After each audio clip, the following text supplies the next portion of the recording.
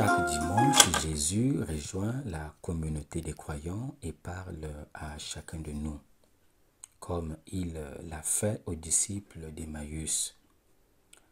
Avec Pâques commence une écoute qui ne s'achèvera jamais. Cette parole proclamée et prêchée est un aliment vital de chaque disciple et de toute la communauté. Sans elle, nous serions sans nourriture. La famine serait terrible. Et non seulement pour les disciples, mais aussi pour le monde entier. C'est pourquoi chaque dimanche, le Seigneur nous rassemble. Il ouvre notre esprit à la compréhension des Écritures et illumine nos cœurs.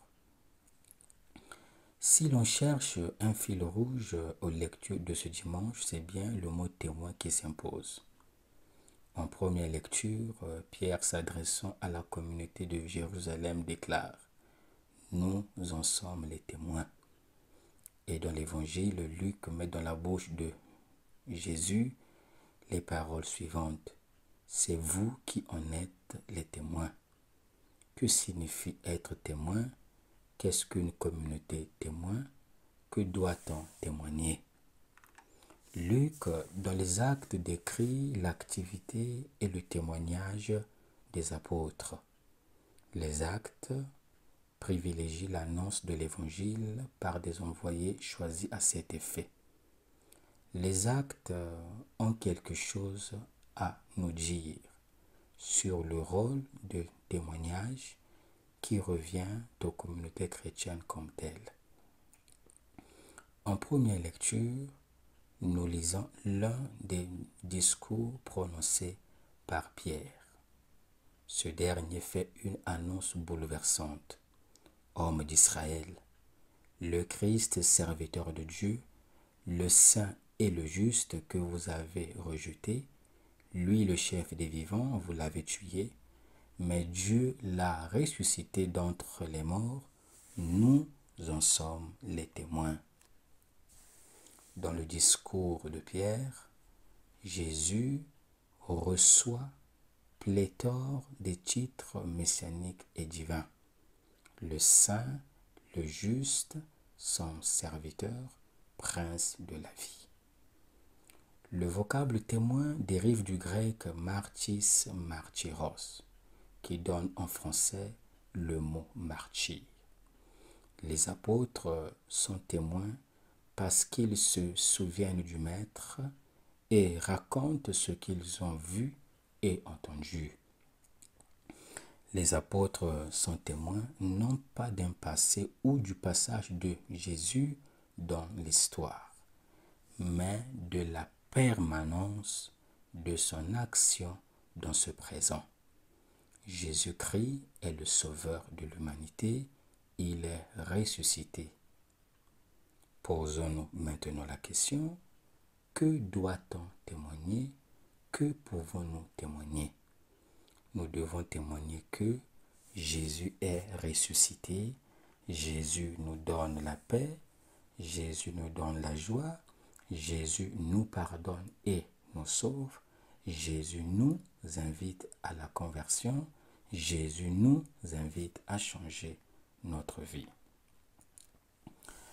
L'évangile proclamé fait partie du chapitre 24 de Luc, dans lequel sont présentées les femmes et Pierre au tombeau, les disciples d'Emmaüs, la manifestation aux 11 et l'ascension. Les événements relatifs à la résurrection de Jésus sont présentés en l'espace d'une journée. La manifestation du ressuscité aux 11 se déroule selon le schéma commun des Christophanies. Jésus vient de son propre chef et salue les disciples enfermés dans la maison. Les disciples sont troublés, effrayés par la surprise de se trouver devant un événement plus grand qu'eux. L'attitude des disciples entre foi et soupçon demande donc un éclaircissement quant à l'identité réelle et la condition de celui qui se présente à eux. Est-ce le Fils de l'homme ou bien le fantôme de Jésus? Ou pour le dire autrement, vient-il du royaume de Dieu ou du royaume des morts? La patience de Jésus est surprenante. Jésus pose deux gestes. D'abord, il se fait connaître par les signes de la crucifixion. Voyez mes mains et mes pieds, c'est bien moi. N'ayez pas peur, touchez-moi, regardez. Mais les disciples sont toujours sceptiques. Luc déclare, sous l'effet de la joie, ils ne croyaient pas encore. Ensuite, pour affronter leur résistance et leurs objections sur la résurrection, Jésus demande un morceau de poisson grillé. Il le prend et le mange devant eux. En mangeant devant eux, Luc fait de la résurrection non pas une apparition en chair et en os, mais une participation. Ils mangent de leur poisson. Le Seigneur agit dans leur monde. Le champ d'action du ressuscité est celui des hommes charnels. Une fois établie la réalité de son identité, les disciples peuvent accéder maintenant à la signification de l'événement de la résurrection et accueillir le message de Pâques. Jésus leur en donne une clé. Il fallait, c'est-à-dire, c'était le dessein de Dieu que les Écritures s'accomplissent comme il l'avait déjà dit durant sa vie terrestre. Il leur explique ce qui était écrit à son sujet. Le Messie devait souffrir, mourir et ressusciter le troisième jour. Jésus achève son interprétation en donnant un ordre. C'est vous qui en êtes les témoins. En d'autres termes, vous êtes les témoins de ma passion, de ma mort et de ma résurrection. Maintenant, je vous envoie dans le monde proclamer la conversion et le pardon des péchés. La mission de la communauté dirigée par le ressuscité se caractérise par une double responsabilité, la conversion et le pardon des péchés. Le salut qui se réalise dans le pardon des péchés est désormais la tâche confiée au groupe des croyants. Le pardon demandé par Jésus sur la croix à son Père, afin qu'il l'accorde à ceux qui l'ont crucifié, est désormais offert à tous. Quel est l'enseignement à retenir? C'est vous qui en êtes les témoins. La parole nous est adressée. C'est notre tâche.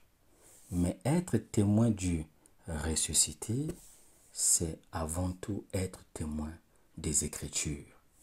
Le témoin est d'abord celui qui médite et se souvient des Écritures qui parlent du Christ. La mission n'est donc comme une demande de conversion et une annonce de la miséricorde de Dieu et de la rémission des péchés.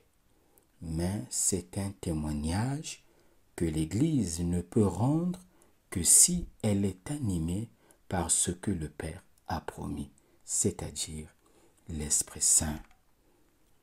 Nous avons une grande responsabilité. Nous sommes les témoins du ressuscité. Il est urgent d'être témoin de Jésus dans notre monde. nous devons faire pénétrer le message évangélique dans les différentes sphères de la société, c'est-à-dire rendre visible le visage de Dieu, c'est-à-dire faire disparaître les systèmes qui génèrent le péché et favorisent la discrimination. Le temps de Pâques nous est donné pour rencontrer Jésus, pour le connaître et le faire connaître aux autres. Pour atteindre cet objectif, nous devons parcourir 3 voies. La première, il s'agit d'adopter un nouveau mode de vie, c'est-à-dire la voie du changement intérieur. Cette voie est essentielle parce qu'elle conduit le croyant à adhérer au Christ et à se comporter de manière cohérente. La deuxième voie, il s'agira de faire la promotion des valeurs morales. La tâche première de l'Église et de chaque baptisé est de veiller dans les consciences personnelles et nationales le vrai sens de la dignité de la personne humaine. Enfin, la présence témoin de la communauté, c'est-à-dire avoir la certitude d'avoir rencontré le Christ. Nous arrive-t-il de parler du Christ? Avons-nous vraiment la certitude d'avoir rencontré le Christ? Quel est le contenu de notre témoignage? Le témoignage impose une conversion. La célébration eucharistique ne peut non plus être un rite comme les autres. La célébration eucharistique ne peut non plus être un rite comme les autres. Elle doit aboutir à une transformation des choses et des humains. Jésus, en demandant à manger, veut qu'on lui donne quelque chose à transformer, à convertir. À nous de lui offrir en nourriture l'univers entier, pour que, en ayant part au corps et au sang du Christ, nous soyons rassemblés par l'Esprit Saint en un seul corps. Que nous reste-t-il à faire? Il ne nous reste plus qu'à conjuguer le verbe être. La mission de Jésus est aussi la nôtre. Être témoin de l'amour de Dieu. Sommes-nous réellement témoins du Christ?